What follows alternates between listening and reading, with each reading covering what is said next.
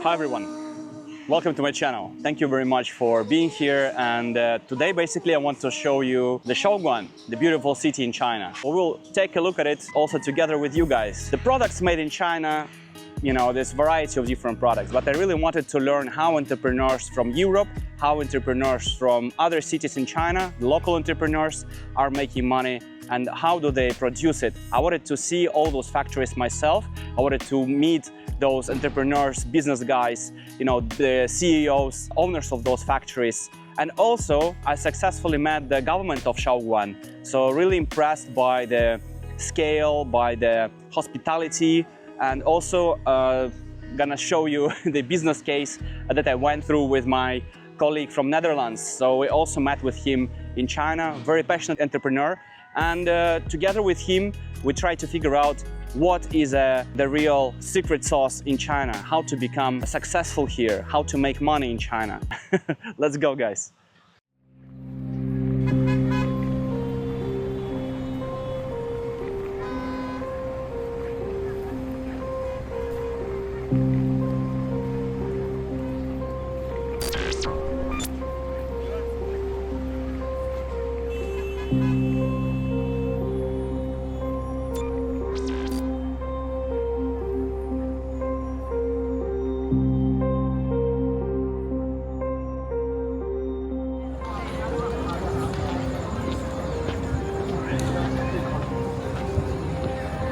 Hi, Dennis.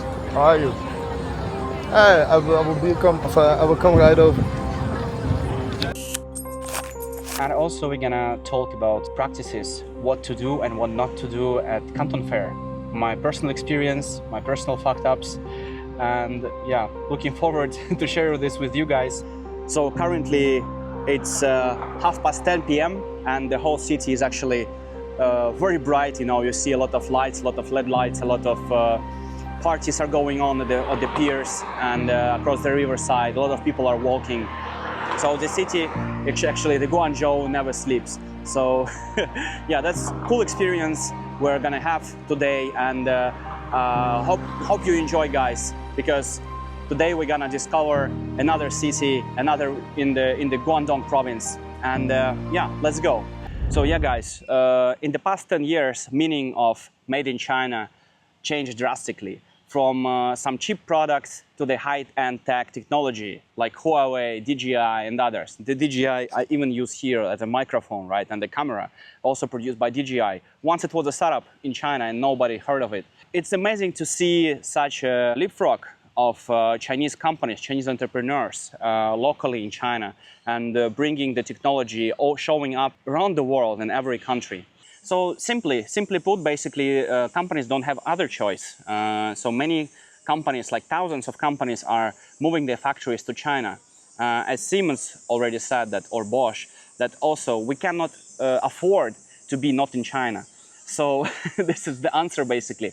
You know, the people resource, administrative resource, money, it's very easy access, you know, to the financing here in China.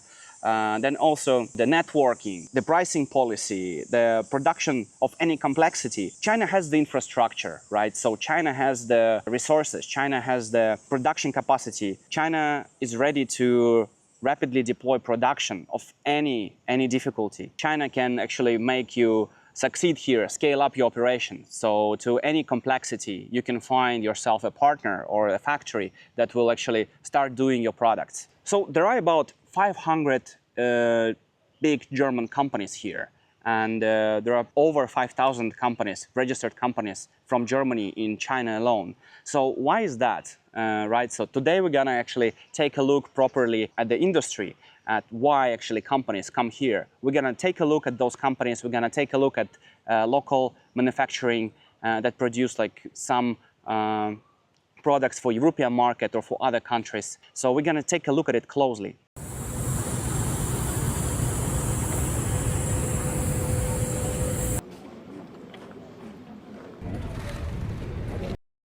Actually, in the previous episode, we talked about many European entrepreneurs are moving to China or moving their operations to China. So it's actually quite interesting to me. So I became interested in this topic and I decided to investigate it myself and talk to these people and to figure out myself why is that happening. In Taizhou, which is not far from Shanghai, there are over 500 German companies and a total of more than $6 billion in German investments are here. Why actually European entrepreneurs are coming to China and why they are here, why they prefer to establish operations here, and how the collaboration happens, how they made the success, how they create the businesses working with such a big country, which is so far away, speaks different language, has different culture. But nevertheless, for many, many years already now, I've seen that people are getting pretty successful with operating with China, pretty smoothly, seamlessly. So let's see, let's figure out how they do it here. Basically, I went to the city of Shaoguan, and this city is the huge site for all kinds of factories. And, so in this video, we're gonna take a look at it closely. So during my trip, I visited enterprises related to big data, machine learning, AI, mechanical engineering, automotive machine engineering, manufacturing, solar panels, special materials, aircraft manufacturing. So it's like really, wow. I was fascinated by the scale of it, like so many different factories actually located in this area. So this was like really cool to see it and very easy to do the business there. So namely Shaoguan South Bearing Company, Guangdong Haoshao Data Valley Technology, Guangdong Mingyang Smart Energy, Metso SR Heavy, which is actually the joint venture between Finland and China, and also OMAD Advanced Materials. An interesting fact is that actually the first airplane and washing machine in China were assembled in Shaoguan. And that's, I think, also a very funny and interesting fact. Shaoguan locates as a city in Guangdong province in China, and it has a really rich history and modern achievements in business and innovation.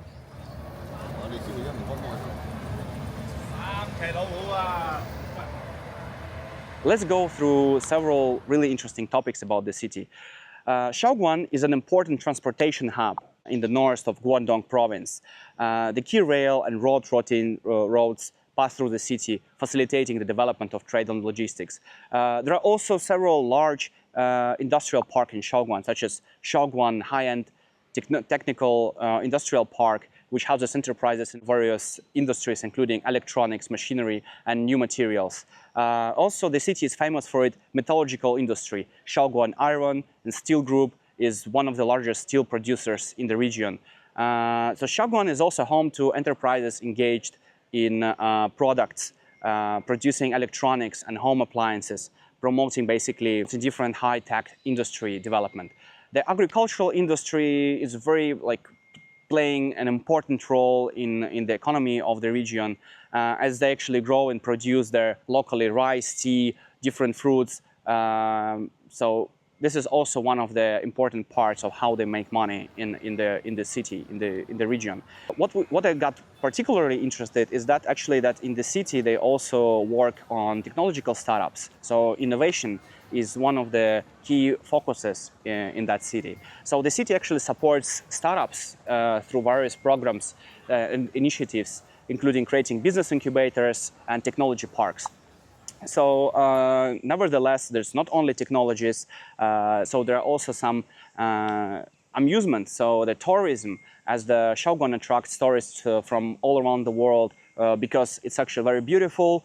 The cultural attraction, they contribute to developing of the tourist business here. So, for example, namely Mount Danxia and Nanhua Monastery are very popular sites here. That also, I would suggest to visit if you have a free time. So, the city is very green and it's implementing environmental projects, and that's why it's actually that green and it's succeeded in implementing different policies to improve air and water quality. And it's also developed environmentally friendly industrial technologies. So they have special standards for factories there. And they also, Shaoguan is the home to research institutes and educational institutions that research new materials, ecology, and other scientific disciplines. International cooperation also is one of the key things that actually Shaoguan government is very stressing about. Stressing this point and highlighting that is very important because, you know, when several countries, several entrepreneurs are fusing and they're like collaborating together, this junction actually can help to foster collaboration and business together, and they can you know, enter new markets, find new perspective, and so on. So Shaoguan is really a dynamic city with a diverse economy, and it prospects in further growth, business innovation. And doing business with small cities, actually, I consider to be more convenient that because of the competition. The competition is noticeably lower compared when you are actually in the big city, because, you know, the power distance is smaller in the smaller city. So that's why this is like a great thing like to start with. So guys, let's go briefly to take a look at the companies that we successfully visited at the Shaoguan. We hope we have chance to meet together next. Shaoguan Southeast Bearing. This company specializes in producing various bearings, including ball and roller bearings. And this company based in Shaoguan, very close to the city. And the company supplies its product to the Chinese domestic market, also overseas. And the company is known for its attention to detail, quality, innovation in bearing technology. And also, it actually supplies products to Spain, Sweden, Germany, and other European countries. So Guangdong Huashao Data Valley Technology is developing and implementing advanced solutions in big data, cloud computing, artificial intelligence. It was extremely cool to see such huge innovation center built in the city center of Shaoguan. The company actually collaborates with the various industries to provide innovative technologies and services that drive digital business transformation. Guangdong Huashao is committed to leading the way in technological innovation by providing high-quality products and services to its customers. The next company we were happy to visit, it was Guangdong Minyang Smart Energy. This is actually the large company specializing in renewable energy equipment, such as like particularly wind turbines and solar panels. And we actually visited the solar panel factory. So it's also based in the city, and it's actually actively develops innovative technologies to improve the efficiency and reliability of its products. The company is committed to promoting sustainable development and environmental safety by supplying energy-saving solutions to domestic and international markets. And moreover, what is very important, that this company actually conducted several IPOs already. So this is not something small here, right? And we have a factory mainly produce the cells in Jiangsu, Yancheng. Particular interest to me was the company Metso, the company Metso SR Heavy. So this is actually the joint venture between Finland and China. The Shandong Heavy Industry Group is a large industrial corporation that produces heavy equipment and machinery, crushing machines. Its portfolio includes products such as engines, transmissions, construction equipment, commercial vehicles, and marine equipment. So SR Heavy basically is known for emphasis on innovation, sustainability, and high-quality products. So this is something that Finland is doing all the time, right? So servicing a wide range of industries worldwide. This is one of the very important companies in Finland as well. The next company we went, it was OMAD Advanced Materials. And this is a company actually which specializes in developing and producing high-performance materials. The focus is on creating composite materials, coating, innovative solutions for various industries, including like aviation, automotive industry, electronics industry, and you know, also they are very deep in the research and development of the new materials. They really strive to provide advanced materials to provide performance and durability of products. The interesting part of this meeting that because we actually were greeted by the Wen, the CEO himself, and this guy is really incredible. He's a scientist himself. He came to Shaoguan once he graduated university to find a job, but ended up actually building a factory and R&D team from the scratch. He transferred actually from being pure scientist to mixed of entrepreneur and scientist. And this is really cool thing. I truly love this attitude and the opportunities that he had. Just go, take it, and start doing things. So this is really cool experience here. And the mindset of this guy, I'm actually getting inspired by those guys, you know, who are doing, nevertheless, a lot of job, a lot of hard work. It brings them feel of, you know, accomplishments. So this is one of the key things. After all of that, we went to the meeting with the government of Shaoguan. And according to the meeting with the government of Shaoguan, we figure out that there are like several industries very popular and very highlighted. The government is really focused on those industries like big data industry, ICT, manufacturing industry, advanced equipment manufacturing technology, advanced material technology, new energy, renewable energy, modern light industry, biomedical, health industry, modern agricultural industry, forestry, cultural tourism, commercial trade, and logistics. And during our meeting, we discussed Shaoguan's current projects, objectives of the city. So we understood that this city, the Shaoguan, is buzzing with development and innovation. We heard about its vision. We understood that actually the future for the city will be really fascinating. The focus is on sustainable growth, the green city, green technology. They try to leverage technology to improve the quality of life for its citizens, for its residents. And also they have a lot of different supporting programs to invite. So we dove deeper into this 11 key industries of the Shaoguan economy. And this included at the moment metallurgy, electronics, this is textile, garments, food processing, pharmaceuticals, chemistry, machinery manufacturing, building materials, paper and paper products, modern agriculture, and environmental protection. So each sector plays here a crucial role of the city economy. Numerous opportunities exist and you just go and grab it yourself. So out of all those topics we covered, we agreed actually to focus on 2 areas for further collaboration. This number 1 is the talent acquisition for the city, and secondly, AI startups in automotive industry. So the BYD, Build Your Dreams, well, this is one of the companies which supports it in this region as well. So that's why I already got the contacts of the CEO of this company. So this is really cool. Let's see how it goes. I proposed initiatives basically to organize startup incubators and assist local entrepreneurs in building venture departments. The response from the government was quickly positive. I got a lot of different contact information and support from the administration, and they eagerly wait more details from me. And this is a fantastic opportunity, I believe, to foster innovation and support the growth of new businesses in Shaoguan. This is crazy. Together with the government, we identified that there is a gap between university graduates and the current needs of the businesses. And to address this, I proposed several solutions to the government, and we're actively working on this, bridging the gap. So ensuring that graduate skills and knowledge will align with the industry requirements to drive economic growth and innovation, because this is a crucial thing. If you get the talent, so bring them as soon as possible to do the job. So because the technology develops crazy speed. So if you cannot catch it today, tomorrow will be already late. In addition to local initiatives, we also discussed potential for venture collaboration between European countries and China.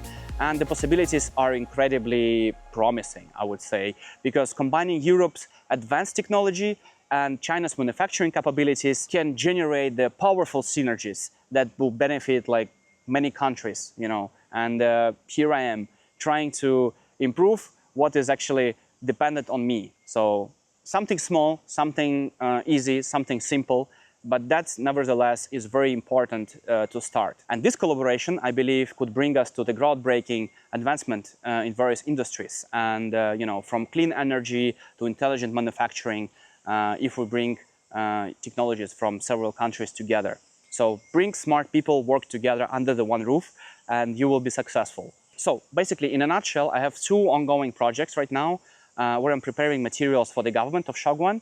And I'm really optimistic about the outcomes. And I hope that these initiatives will bring us forward and will pave the way for even more collaborations in the future. Guys, this is just the beginning, all right? So don't judge me. And I genuinely believe that we can expand our efforts and collaborate with other cities in China on the same practice.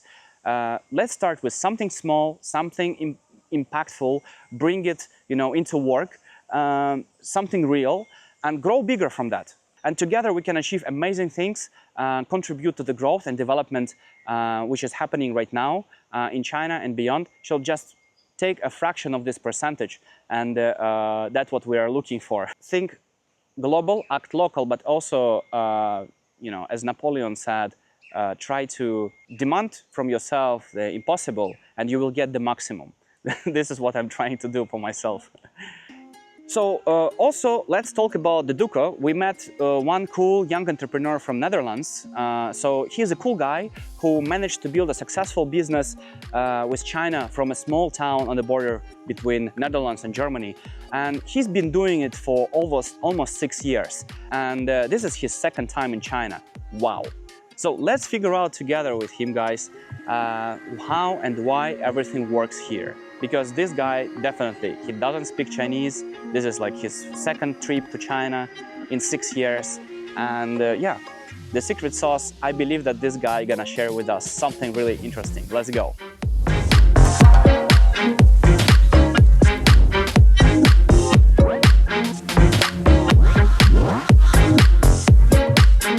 Hey, Doeke.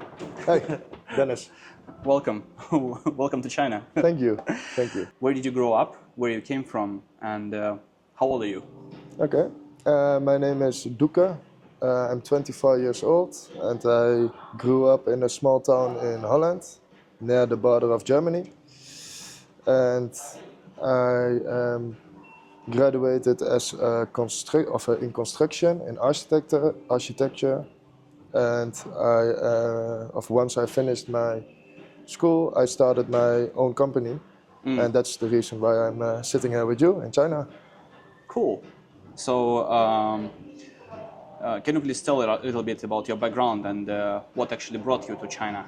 I went to school teaching architecture, and I draw buildings. I make the drawings for the construction workers, but I didn't like it, and I wanted to do something for myself because I didn't see myself working for someone else my whole life. And that is why I started actually with my company. I started in the last year of my school. So I was very busy at that time. I was working 80 hours, but 80 hours. 80 hours a week. Wow. Yeah, maybe more sometimes. All the weekends I skipped every fun occasion to work. But it was worth it. It is worth it because you want to build something for your future. You're working for yourself. Yeah, I was working for myself, so it feels good. It feels better than when you are working for somebody else. Grinding. Grinding, yeah. You're working for your own future. So that's why it's worth it. Why did you choose your business niche? Okay, yeah, I'm in the animal branch. I sell pet products and food for dogs and cats in Holland and actually in whole Europe, but at first only in the Netherlands. And I started with my entrepreneurship because I didn't want to work for a boss, as I told you. And so I was just starting out, and I knew someone who was doing kind of the same business model as me, but only in a different niche. And he is very wealthy now because of his business. And I looked up to him, and I asked him to be my mentor, and he wanted to be my mentor. So that was great, and I started.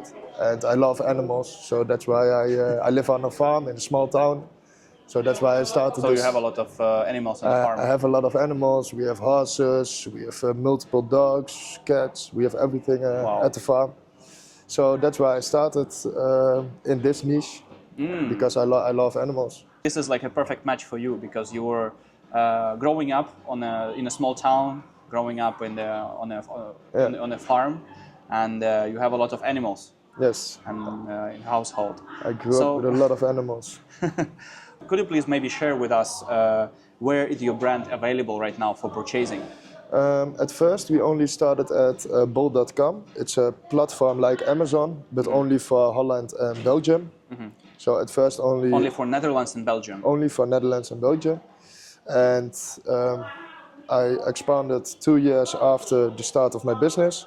I expanded to my own website, and I sell with my own website in the Netherlands, Belgium, Germany, and at the end of the year we want to expand in whole Europe. And I'm also, you can also buy my brand on Amazon. What is the name? The Barking Cat. The Barking Cat. The Barking Cat. Wow.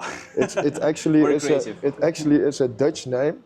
So you say de blaffende kat, but to pronounce it for you, it's the barking cat, but then in Dutch. Wow, cool. Did you thought about it yourself? Did you come up with the idea? Yes, in Holland it is a rhythm. Travel safely with the barking cat. Travel safely with the barking cat. Veilig op pad met de blaffende kat. So it rhymes.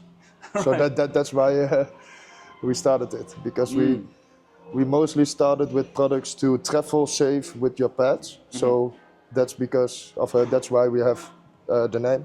Wow. The next question would be like, are there any specific industry contacts or distributions in Europe actually that you were looking to connect with at the moment regarding your brand? For my new brand? Yeah. For my expansion? Yeah, in Europe. Yes, we are looking for a partner who can distribute and who can handle the logistics for our food, because we have a warehouse in Holland. In Holland? In Holland we have a warehouse, our own warehouse, but we can't provide the requirements you need for food. So we need a specialist, we need a party that is specialist in shipping and the logistics around food and dog supplements. What countries are you looking into next? I'm now looking in scaling your operations. From the beginning of this year we are in Germany, and at the end of this year we want to sell in whole Europe. We already do, but only via Amazon, and we want to do it on our own website. Okay. So at the end of this year we will have everything ready to scale, and we're gonna expand to our business. Cool. So looking forward to it. Yeah, very, very much. So, and we'll be happy to connect you with people from my network as well. Ah, okay.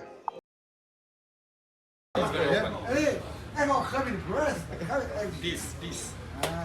我们特别喜欢你们到我这边来。But there are a lot of suppliers who already have the same. Could you please tell me what are the reasons for choosing China over other countries like India or South Korea or Japan or the United States? I think China is better than, for example, India, because China is how do I say it? They work more convenient and they are faster. They have good factories. And I just prefer China, and also because of my mentor, he is also doing business with China, and we have a platform, Alibaba, and all the suppliers are on the platform. So that's why the most of the suppliers are from China. So for you, it was first of all it was like convenient because of your mentor. Yeah. Then because of the scale, like operations here in China, so it's very convenient to work here as well. Yeah. Because majority of the suppliers are from China, yes. Right? Factories. Yes. No India, no South Korea. No. Like no the US. Yeah. No, it's US is too expensive. Too expensive. South Korea and India can't match the level of China. China is the best and the cheapest. And please tell me, like you also mentioned that even before coming to China, you've been working with China before. Yes, that's true. Last year was the first time that I went to China to visiting my suppliers. So I was working with China for almost 3 years, but I was never been to China. Wow. So it was all by phone and by video chatting and by with emailing. Chinese people here, or with Europeans here? With Chinese people. With Chinese people? With Chinese people, yes. We use an agent, and our agent can talk English very well. So we talk with him, and he is going to the factories to test the products, to visit the factories, to close the deals. And then he translated for us. So that's actually how we did it before. And when was the first time that you decided actually to come by yourself to China? I started this business hoping that it would be a success, of course. But we started small, and we grew very fast. Step by step. Yeah, we grew very fast. And after 3 years, it was time to be more professional, make better deals, visit our suppliers for a good relationship. And so it was not a hobby anymore? It was not a hobby, no. It was not a hobby. It was really paying off, so we had to professionalize it. To be more like to gain more expertise in this industry. Yes, and also show our suppliers that we are serious and that we want to work with them for a very long time. Did you meet your suppliers in Europe, for instance, or were you trying to invite them to visit you in Netherlands? Yes, actually, 2 months ago, a supplier came to Holland. He came to our office. Wow. So we showed him Holland. We showed him all the Dutch candy and the cheese, and we had a great time. Did they like cheese? Yes, they like cheese a lot. Because actually in China I couldn't find cheese at local stores. No. Only at Europeans or where they sell Western goods. Yes, that is true. They don't have much cheese, but they like it. Interesting, right? So controversy. They like cheese, but there's no places to buy it. So maybe this is the next business opportunity. Maybe it's a good idea to sell it, to import the cheese from Holland. To import cheese, yeah. Were you actually thinking about relocating at some point to China for some time? You know, maybe like once your business will grow even bigger.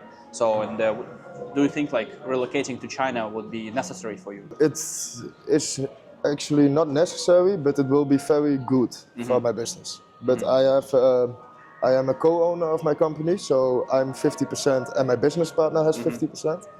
And he is the one who is living in China for 3 months now. So I am handling everything in Holland, and he is going to do everything in China. The co-founder of your company also? Huh? The co-founder of your company lives here in China. The co-founder of the company, he is going to stay in China for a long time, 3 months, and then next year again, and so on. So he's also learning Chinese. That's number one. Like when you want to do business with China, like you have to. Of course, the English is necessary. That's like number one. But when you know Chinese, at least like at some basics, yes, or like it's even better if you speak like intermediate level Chinese. Yeah. Then your business will just boom. Yes, and blossom. When you are European and you can speak Chinese. The Chinese people really appreciate it when you can talk a little bit of Chinese and make some jokes, and they really like it. And it's good. Yeah, I think it's good for the business. So he's going to handle the China part, and I'm handling the Europe part. The European part. Okay. What do you think? Like how the business landscape in China differ from business landscape in Netherlands, where you grow up? Do you think you can provide some examples? Why not to work with the suppliers in Europe? Because in Europe the suppliers are way too expensive. China is way better, way cheaper, and the quality standards. How is it? I think the quality standards. The quality standard is not so good, but you need to talk to your supplier about what quality you want. You need to give them samples and examples. Tell that exactly this. Like exactly. This. I want this fabric. I want this this metal. I want it exactly like this, and then you ask a sample and you check the quality. Do you think that there's like a really big cultural, business cultural differences that affected you while doing business with China, that made you, knowledgeable that you have to behave this way in China when you do business with Chinese? Like the difference between Chinese and European way. In European, people are very direct. They just say, I want this, this, this, and it can be at dinner, it can be at lunch, it doesn't matter. It's just the business goes first and you talk, I want this for this price. Right. In China, you don't say it like that. In China, it's like really slow, building relationship, going out for eat. Guanqi. Don't talk, guanqi. Don't talk business when you eat. And when you come back to the office, then you are going to discuss the orders and the deals. And I think it's very important to be respectful here, because the Chinese people are very respectful for you, so you need to be respectful back. And I think if you are polite, respectful, and you just say what you want, then you can do great business. In China, I also heard that it's like more, regarding the family. So they're very family-oriented, even in business. So did they ask you about your family, or yes, did they show you pictures about their family? Yes, a lot. Also? A lot. Yes, a lot. Yes. So it's not a rumor, it's like a real fact. No, it's a fact, because they also ask about my family, and They wanted to meet my family actually. They were 2 months ago. My agent was in Holland, and he wanted to meet my family also.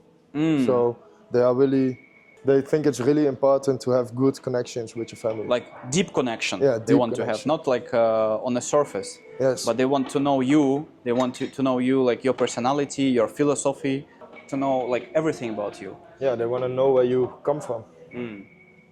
And if you have good relations with your family.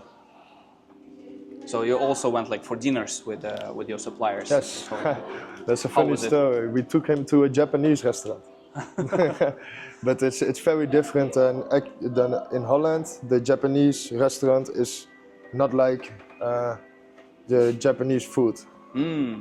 So it was fun. He liked it. They are the hospitality is great. They book my hotel. They pick me up by car. They bring me everywhere. It's crazy. They pay for everything. Wow. The hospitality is very good. I feel very appreciated. So the treatment, hospitality, connection, they look for long term. Yeah. Right? They want to work with you on the long term. And they also invest in you. Invest in you. Yeah, they show you that you are worth it because you get put in a very nice hotel. They give you they pick you up, they give you very nice lunch, a nice dinner. They show you around, they are your tour guide, they do everything for you. Right. So I like it very much. What was your like biggest surprise in China? My biggest surprise in China, when I went to the bathroom, you don't have a toilet. You just have a hole in the ground. So when I saw it, it was like a big surprise.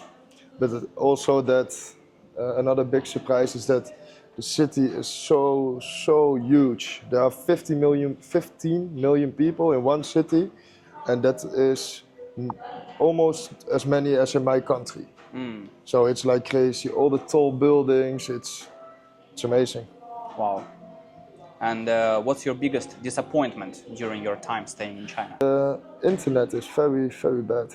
It's very hard to work from here because you have to use a Chinese SIM card or an electronic SIM card and a VPN. So that's something that could improve. And I think it's the disappointment. The distances. Yeah, the distances. When I want to, China is very huge. So when I want to meet, China is huge. yeah. So when I want to meet a fabric, our supplier, I need to travel for like 3 hours, 4 hours, 6 hours sometimes. So I need to get up at 6, then travel, and then I can be on time for lunch. So that's a disappointment. When you were here, like first time in China? Last year, October. Last year, October. So for how many days or weeks? 2 weeks. 2 weeks. 2 weeks. So and now it's the same 2 weeks. And now it's the same 2 weeks. Yes. And now also, when you arrive now, you don't need to have visa. No. With a Yes. like for Netherlands nationality. From the Netherlands, we don't need a visa. Last year we needed a visa because of COVID. So everybody needed a visa, and I applied for a business visa. And this year, if you go less than 15 days, you don't have to get a visa. So. What do you think about Chinese dream and versus American dream? Is it possible even like to compare them? Are there like such understanding of Chinese dream? I think you can compare them, but I think the Chinese dream is not so popular as the American dream. In America, everybody wants the American dream, and in China, people want stability. They just want a good job. They don't mind working for somebody else. Sure, there are a few people who have great ambition and they want to be very wealthy and rich and own a business or something. But it's also good in China to just have a good job, have stability, and be humble. So it's like the opposite from American dream. The usual Chinese dream is about stability, right? Yeah. And long-term stability. Long-term stability. They just want a good job, stability. Are you in a relationship? Yes, I have a girlfriend, almost 3 years now. Wow, impressive. So that's going very well. And so she's waiting for you back home? She's picking me up at the airport when I go back on Tuesday. So I really enjoy seeing her. So now, like after waiting for 2 weeks, she's like missing you a lot. She's yeah, we miss each other a lot. But nevertheless, can I ask you a question? What do you think like about Chinese girls? Like, When I never had been in China, I had a totally different view about Chinese girls because I didn't like them. But now you're here in China and you see how the life is here, you start appreciating it more. And you also see that there are a lot of Chinese girls that are very pretty. Yeah. Yeah. so not only like on in the movies, not only in TikTok or Instagram, but you see like in real life. Yes, also. You see, I like Chinese girls. They are very beautiful. I had a totally different view before I came to China than after I came to China. Do you think they're like how they dress, the way is like different from Europe? From Holland? I don't, from Holland it is, but I think it's not that different. Not that different? No, in Holland it's most of the time cold. So we have long clothes. Here in Guangzhou is like 30 degrees. Yes, it's always 30 degrees, so almost everybody has short clothes. So that's a difference, but the style is also a little bit different, but I don't think it's bad or something. Was she actually visiting China at all before? She? Yeah. She? Your girlfriend? No. Never visited? No, I asked if she wanted to go with me, but then she said, no, I want to go to Bali. To Bali? Yeah, Bali or Thailand. She does not have the feeling for China. So because like she prefers a hot Curacao, Bonaire, something like that. So like for her, like Asia is more for leisure. For you, like Asia is more for work. Yes. Or business. Yeah, to build your dream. To build my dream. Does she has any opinion on China? Yes, she thinks that in China there are there are many rules in China. That everything is strict. Very many rules. That the sky is not clear. All the smog, they think. But I think she thinks that of China because of the news in Europe. Because before I visited China, I also had a totally different view about China. But once you have been here, you have talked to people, you have seen the cities, it's actually totally different than my expectations. Cool. So, but you can teach her. I can teach her, You can tell the difference. I will. What is real China, not like the China from the news, from the media. Yeah, I will. Especially now when you have like when you're really immersed into the business culture, business China. Yeah. What is the biggest sort of challenge for you in China? Is to find a fabric that can keep on, that can improve the production time. Like the quality? Yeah, also good quality, but the production time is the most important because we are about to scale into Europe.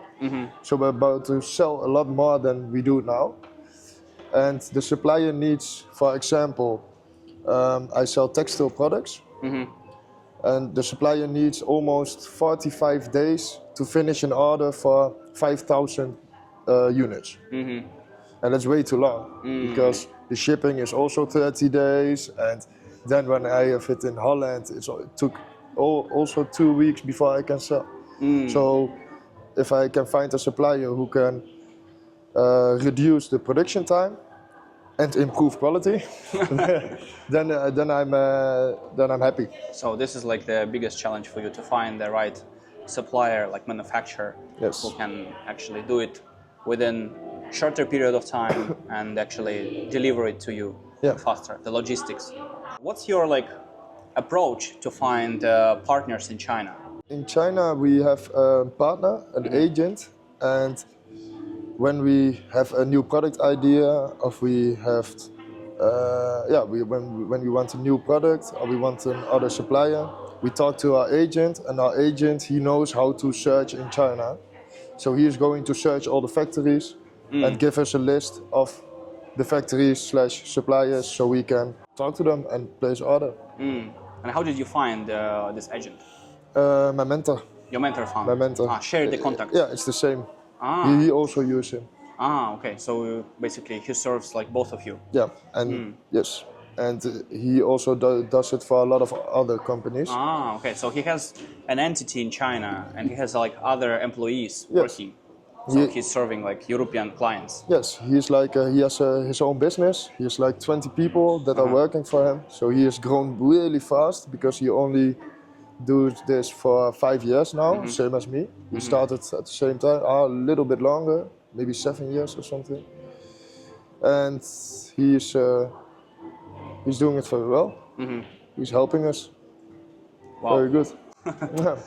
Cool. And could you please share with us some cringe story that happened actually in China? They really like Europeans, guys, tall and blonde hair. So everywhere you go, people are staring at you. Really? And when, oh sorry. Yeah. Sometimes, of last year in China, I was walking in my hotel, and I heard some Chinese girls laughing, but I was looking behind me, and they were just filming me. Really? Yeah, because of my look. Without your permission? Without my permission. So I was like, what the fuck? So that's. So that feels strange, right? Yeah, that feels really strange. That you are not some sort of celebrity, No. but in China you feel like everybody are staring at you or having interest, like who is this guy? He looks so different. Yes, really. It's everybody stares at you, and that's something. If you've been here for a week, you get used to it. But the first time, it was really weird. I also remember when I was here, you know, like first week, and I just stand on the street for maybe 5 minutes, just look the directions, and I actually figure out that something is strange here. And then like people just started taking pictures next to me, and I was just on the Beijing street in the center of Guangzhou. Yeah. People were just standing and taking pictures, and I was like, sorry, what are you doing? Yeah, it's really strange. Can we take a picture with you? I was like, I don't know you. So for me it was a little bit strange, but yeah, so also experienced that. Yeah, it is. Also, every supplier I have met, after we talk and we want to say goodbye, they say, "Oh, can I have a picture?" And then they want a picture with you. Everybody. Maybe they also want to remember you. Yeah, that could also because be they have like other clients, and they was like, we look same for them. That could also be possible. So they want to remember the face that they have been with you. But like what I actually observed, that in China, when you add someone on WeChat, local like Chinese people, they don't put their real face on the WeChat. Yeah, true. They have like some dog or cat. Yes. Yeah, that's true. So also, yes. you also.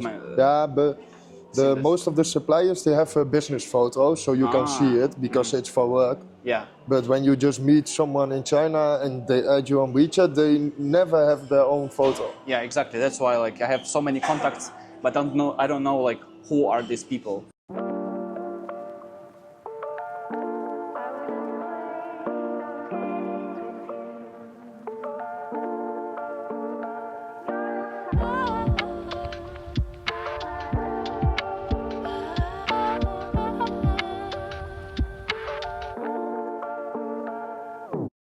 So hi guys, so I gathered some feedback for you about the Canton Fair, right? So the Canton Fair is the huge event here, the conference here, when actually the buyers meet the seller.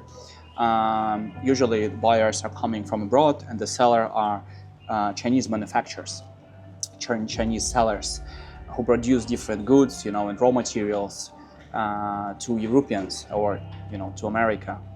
Basically, yeah, abroad. I just came back from the Canton Fair. Yeah, the experience is beyond manageable.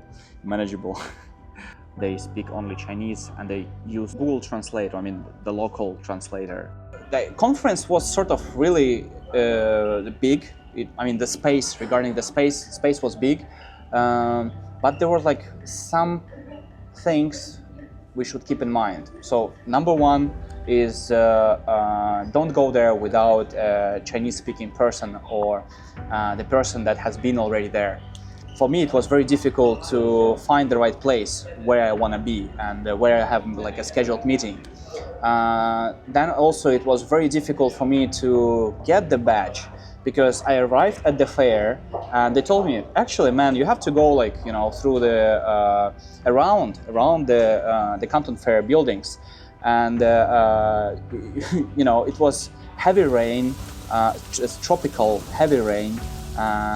So actually my umbrella was useless there, so I got soaked wet, all my clothes. So yeah, unfortunately that wasn't a great experience for me, because like the first day of Canton Fair for me started from those things, like soaked wet clothes, just in the beginning or in the morning of the Canton Fair. So it wasn't really nice of the staff to tell me like to go through, you know, to go around the building. It took me like 15 minutes walking, you know, on the street while it was heavy rain. So yeah, this is also like a drawback. You know, the organization of the Canton Fair wasn't that nice. I also seen like so many people were like not paying attention when you talk to them. They're like always in the phone. I understand that from cultural perspective in China, like many people are in the phones and they're like really, for them it's normal. But for me, if the person is like all the time staring in the phone while you're talking to them, or like, you know, for me it's like person doesn't respect me, and I'm trying to kind of overcome this misunderstanding, or, you know, this misperception. I understand that actually here is totally fine when person is like, you know, on the phone doing something like multitasking. But yeah, I think that in business and you know, and in business this is a not good sign. So it means that you don't show that you're present with your partner with whom you're talking right now. So I would also call that as a drawback and cultural issue, or maybe it's like a modern cultural issue, because, you know, please pay attention to your companion or to your partner with whom you're speaking. Everything is in Chinese. It's the territory is huge. Signs are not correct, or they're like lack of signs. Not enough bathrooms for that amount of people to cover it. And yes, the weather condition wasn't that good during the Canton Fair. But what can you do, right? So this is the nature. I have a problem to find a freelance person to do a project for me in China, right? Yes. So, you know, there is like not such problem. I mean, there's no such platforms in China at the moment for foreign people. I mean, probably companies located in China, local companies, they don't have this issue with HR. I mean, they can hire people, right? But when you, as a foreigner, you come to China and to do business and you want to hire a person here, it's really difficult to find a person to work for you, you know, to hire. So do you think that, do you have this feeling that you would pay for this service, for this platform, if it would be like in China? Yes, because for my business, it would be very convenient, because I have suppliers in the north of China, but also in the south. And I have one agent, but he is located in the south. So it would be very convenient for me if I can just hire someone to go check the products at the factory, to send me samples, to make videos, to help me with it. Some third person, like independent assurance person. Yes, yes, someone who can check the quality when I'm not here. Right. And also for the products for my content. For example, I need good photos of my products. If somebody in China already makes them, I can sell immediately when I have the products in Holland. Right. In Europe. So also for that service, I would also need someone. Yeah, but for English speaking, it's almost impossible to find an employee here. It's So not like in Guangzhou, imagine there are like so many factories, so many businesses, people work with international markets, and still, I'm like struggling for past 2 months to find people working for me. Yeah, it's To hire them. it's almost not doable. Yeah, so another business idea that I keep in mind. Like Fiverr for Chinese, Yeah, or or Upwork, huh? Upwork or Fiverr. Yeah, Upwork or freelance.com. Yeah, freelance.com. Yeah. But then for China. Yeah, for China. Yeah, that's an idea that I want to test. And the hypothesis that I have right now. Or maybe sell the idea to freelance or freelance. And actually, guys, I'm here and I know people, and I already proved that we need it, and there is no such service. Yeah. So let's go for the market. And I'm here. Yeah. Top 3 places for you to hold a negotiation about business. I think in China it's rude to talk about business when you eat or when you drink. So not at lunch and not at the restaurant. Only actually at the office, or at some coffee place when you don't eat. Because when you are eating, you are talking about life. You don't talk about business. That is rude for the Chinese. So I would say the best place is just at the office or at the fabric or at the meeting room or something. So no business outside of office. No business outside of office. No, No home office. They don't like bring it. work home. No, they don't like it. Imagine if you would be standing in front of the Holland Parliament. Yeah. So, what would you tell them about China?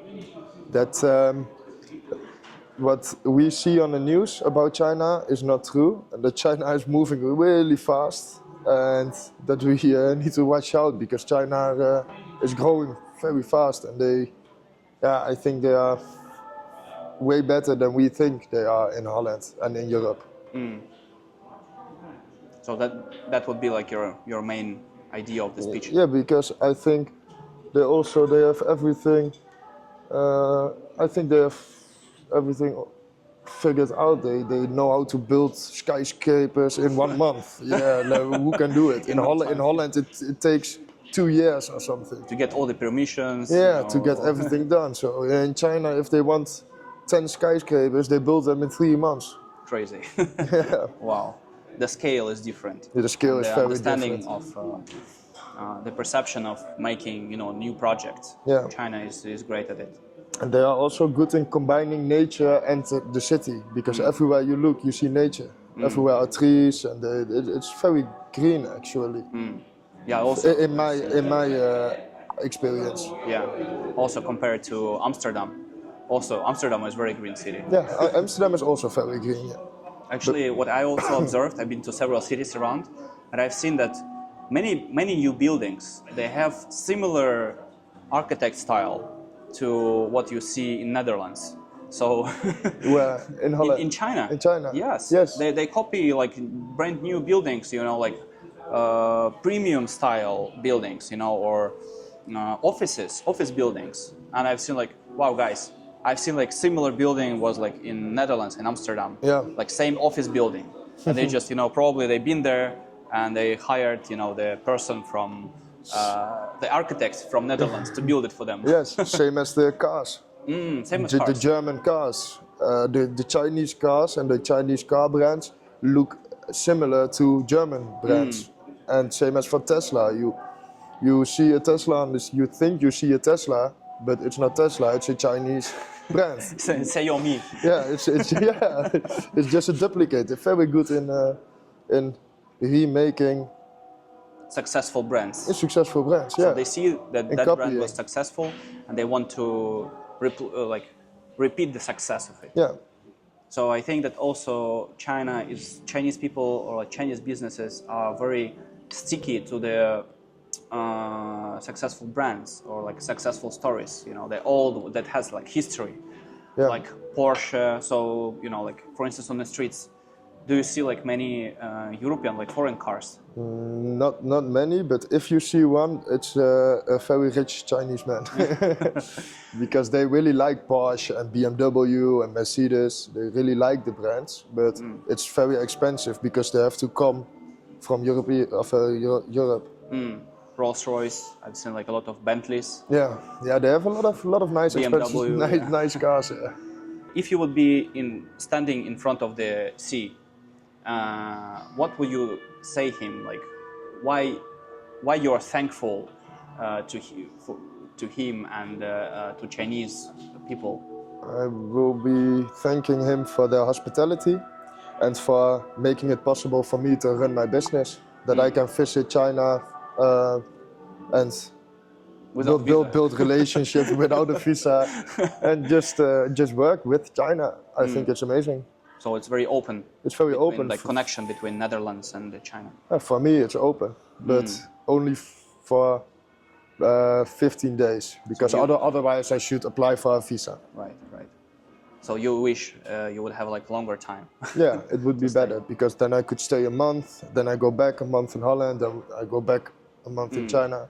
Could you please share like what Chinese applications are you using on a daily basis here? I'm using WeChat to talk with the suppliers. Alibaba is a platform where all the suppliers are on. Right. And I'm using Alipay. And Alipay. Alipay, you need it for everything. For paying, for booking a taxi, for almost it's everything. Like super app. Yeah, super app. You can do everything with it. You also mentioned about your mentor. Yeah. So this is basically the person that inspired you and gave you an idea to build business with China. Yes. He is doing this not much longer than me actually. He started 4 years earlier.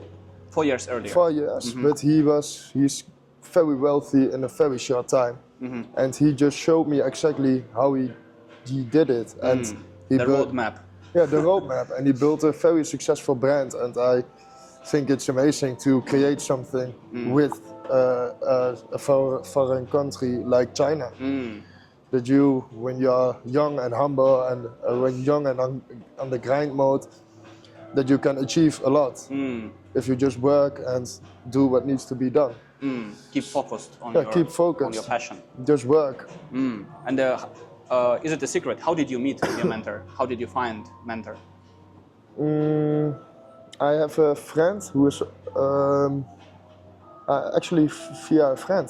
He was sharing the success my mentor had, and I was like, "Whoa, I wanted to." So that's actually. So you wanted to meet him? I wanted to meet him, and we went for dinner sometimes. And then I just asked him. I said, "Like, is it possible?" Yeah, I also paid him for it. In the beginning? In the beginning. But now you're not paying? No, not. But in the beginning you paid for his time or like advice or what? I paid for the dinner at first to talk to him, and I also paid several months a fee, so he would show me exactly what systems he was using and how he's handling everything. It was not that much.